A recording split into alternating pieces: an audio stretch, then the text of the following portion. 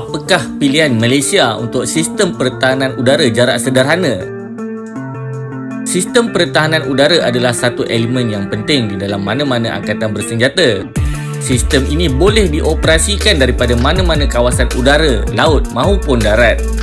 Tanpa sistem pertahanan udara yang berkesan, sesebuah negara terdedah kepada senjata yang paling berbahaya, paling tersembunyi ataupun yang paling laju. Salah satu sistem pertahanan terbaik adalah misil permukaan ke udara, Surface to Air Missile ataupun SAM. Boleh dibahagikan kepada beberapa jenis berdasarkan jarak lingkungan, range, altitude, kebolehgerakan, mobility serta penunjuk sasaran, guidance. Sistem ini telah menolak meriam anti pesawat, anti-aircraft gun atau AA gun menjadi sistem sampingan. Tentera Darat Malaysia sudah tentunya tidak terkecuali daripada memiliki ground-based SAM. Antaranya ialah Starbus, Jernas Rapier, Venus 6, Anza serta Igla yang dioperasikan daripada darat. Melihat bilangan model yang digunakan memanglah nampak bervariasi. Hakikatnya semua model tersebut adalah jenis Very Short Range Air Defence, VSHORAD dan Short Range Air Defence, SHORAD. Kecuali Jernas Rapier, yang lainnya adalah Man Portable Air Defence System, MANPADS, yang bersifat pertahanan setempat, Point Defence. Semua SAM ini memberikan perlindungan udara beraltitude rendah daripada ancaman seperti helikopter dan pesawat bantuan udara dekat, Close Air Support seperti A-10 Thunderbolt dan MiG-27. Ternyata inventory SAM sedia ada tidak mampu untuk menampung keperluan minimum pertahanan udara negara. Sudah tiba masanya ATM menerusi Grup Artileri Pertahanan Udara GAPU melangkaui jarak jari 10 km dengan memiliki sistem Medium Range Air Defence MIRAD ataupun High to Medium Air Defence HIMAD. Kecanggihan pesawat udara masa kini untuk melakukan pengeboman daripada altitude melebihi 30,000 kaki dengan ketepatan dan kejituan tinggi mendedahkan nyawa serta aset negara pada pihak musuh. Situasi ini turut menjadikan pesawat tempur TUDM seperti Su-30 MKM dan Hornet sebagai taruhan tunggal untuk membendung anasir tersebut tanpa ada perlindungan sokongan.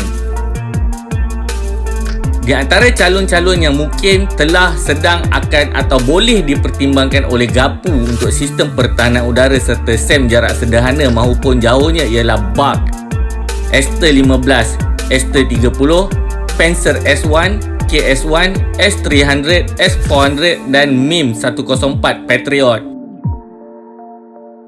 Bagi platform laut pula, TLDM memiliki VLS Seawolf dan Albatros sebagai sistem pertahanan udara utamanya. Frigate kelas LQ menggunakan VLS Seawolf, manakala korvet kelas Laksamana mengoperasikan sistem Albatros dengan Aspide sebagai peluru berpandunya.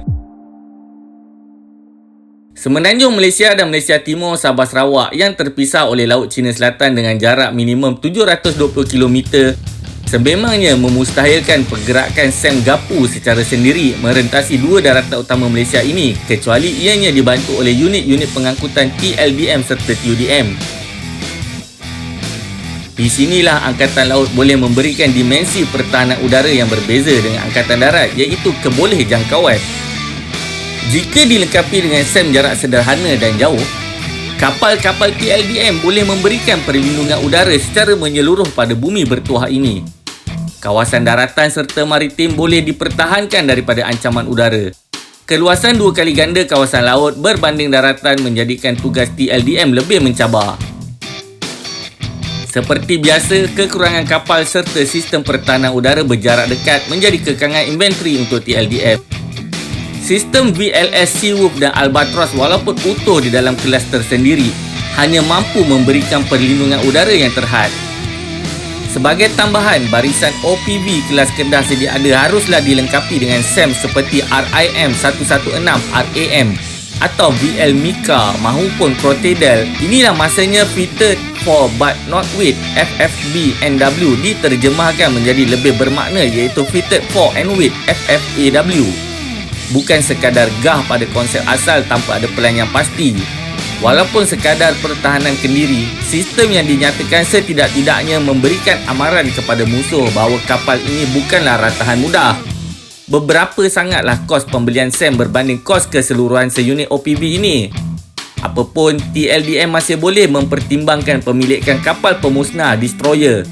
Destroyer mampu menampung MBDA Aster-30 di dalam VLS Slayer A50 A70 bersama PAAMS. Saiz serta tonnage yang besar turut membolehkan pelbagai lagi pilihan SAM berjarak sederhana dan jauh seperti RIM-66, HQ-9 dan 9M317 di dalam sistem tersendiri ditempatkan di atasnya. Sistem SAM tersebut boleh membekalkan pertahanan udara luas area defense di samping berkebolehan memusnahkan supersonic cruise missile anti kapal beraras rendah dan pesawat udara serta peluru berpandu berkelajuan tinggi. Pergolakan di perbatasan menjadikan pertahanan udara semakin kritikal. Penempatan sistem pertahanan udara di lokasi-lokasi panas seperti Kepulauan Spratly adalah perlu walaupun mungkin menggelegakkan lagi haba konflik. Tiada apa yang harus ditakuti Malaysia kerana kewujudan SAM ini adalah bersifat reaktif berbanding primitif maupun proaktif. Cuma kehadirannya di tempat-tempat strategik perlulah bersifat proaktif sebelum sempat pihak durjana berfikir untuk menceroboh bumi tercinta ini. Bekalkan kegerunan pada musuh biar ianya mengalir ke seluruh saraf dan salur darah sebelum diproses oleh minda dan sanubari mereka. Biarkan adrenalin ketakutan mengalir di dalam diri mereka itu yang sepatutnya kita berikan. Selain itu, penaiktarafan dan pemilikan baru pelbagai jenis SAM meliputi bermacam-macam kriteria yang berbeza, memberikan satu impak besar di dalam pemodenan ATM. Satu tindak balas berantai akan mula berlaku pada elemen-elemen lain di dalam pertahanan kebangsaan sama ada daripada segi psikologi, teknologi, taktikal dan strategi.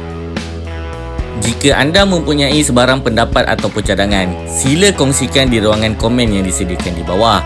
Terima kasih kerana menonton. Jangan lupa untuk menekan butang like, share dan subscribe sebagai tanda sokongan terhadap channel kecil ini. Assalamualaikum. Salam kita berjumpa lagi insya-Allah.